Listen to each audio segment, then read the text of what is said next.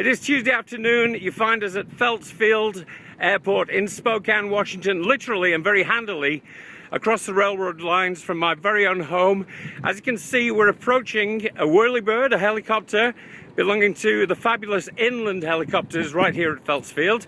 My pilot today is a gentleman I had the pleasure of meeting over the weekend at a huge party. Hi, Dave. What is this helicopter, real quick? It's a Robinson R44. It's a beautiful machine. We've actually been up at this in night time, but today it is a beautiful afternoon and I get to ride again. Alrighty, so notice the dual controls are in there so you get to fly. Oh my God! Behind you. Are you serious? Here's all the good stuff down at the helicopter. Bags of vision. You ready to go? I'm ready to go.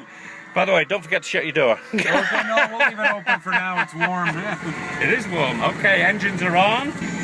All right, as you can see, the blades are starting to rotate right now. So what are we looking for here?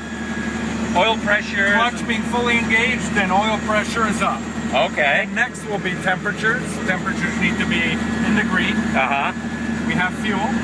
Oh, that's a good thing. That's a good thing. Wow. I'll give you a headset. Okay, I'll let you pop it on for me. Dave's going to pop his on. And here we are in communication.